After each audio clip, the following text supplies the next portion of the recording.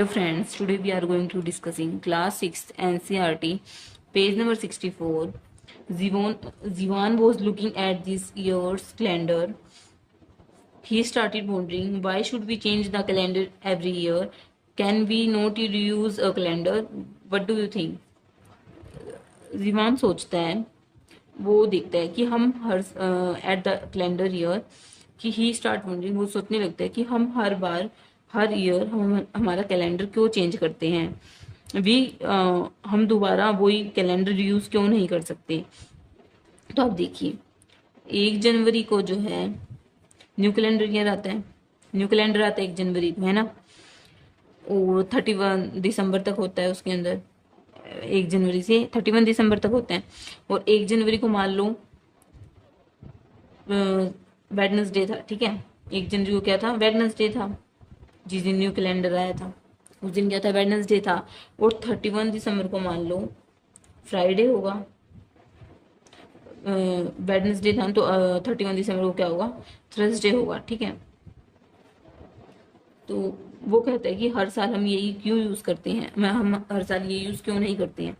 तो आप देखोगे, जिस दिन ये वेडनेसडे को आया और ये थर्सडे को आया, तो जब नेक्स्ट 1 जनवरी को जब आएगा उस दिन तो फ्राइडे होगा, उस दिन क्या होगा? फ्राइडे होगा उस दिन तो, है ना।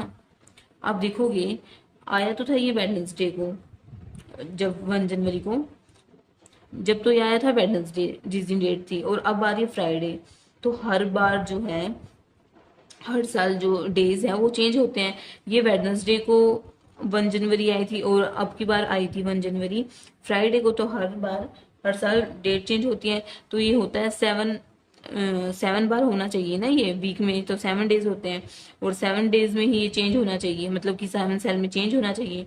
पर 7 सेल में चेंज नहीं हो सकता ना, क्योंकि 4 साल के बाद लीप ईयर आता है, 4 ईयर्स के बाद क्या आता है? लीप ईयर आता है ना।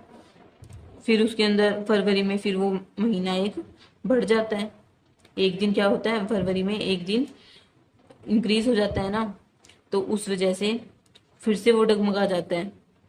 फिर वो क्या होता है, अगले 4 साल, तो 4 साल में फिर ये आता है लीप ईयर, है ना। लीप ईयर 4 साल में आता है। फिर वो जिस दिन फ्राइडे को होना तो वो सैटरडे हो जाएगा, एक दिन बढ़ जाएगा ना तो सैटरडे हो जाएगा। तो 11 ईयर के अंदर जो है, जो हमारा एक कैलेंडर है वो सेम होगा। ऐसा टाइम होगा जब 1 जनवरी को वेडनेसडे ही होगा। 11 ईयर के अंदर ऐसा हो सकता है जब कैलेंडर हमारा सेम होगा। फिर उसने कहा है, you may have notice that last year calendar was different from this year. जो लास्ट ईयर जो कैलेंडर आया था वो अलग था, है ना। जो 1 जनवरी को जब आया था, जैसे कि 1 जनवरी 2024 को जब आया कैलेंडर, तो हम एज्यूम कर रहे हैं 1 जनवरी 2024 का आया तो वेडनेसडे था। जब 1 जनवरी 2025 को आया तो क्या आया? फ्राइडे हुआ। क्या हुआ? फ्राइडे हुआ। तो आप देख रहे होगे, जब 2024 में आया तो वेडनेसडे डे था, और 2025 में आया तो फ्राइडे था। तो इसलिए हर बार हम न्यू कैलेंडर लेते हैं। But will any year calendar repeat again after some years? Will all dates and days in a year match exactly that of another year?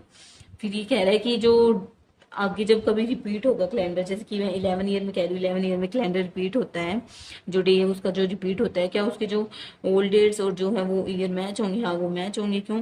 क्योंकि वेडनेसडे से चलेगा, वेडनेसडे, थर्सडे, फ्राइडे, सैटरडे, वो पूरा ही match होगा ना जैसे उसमें था। डे तो चेंज हो नहीं सकते, तो डे तो पूरे सेम होंगे। तो इसलिए इसमें कह रखा है कि जो है वो एग्जैक्टली मैच होगा। हाँ, वो एग्जैक्टली मैच होगा।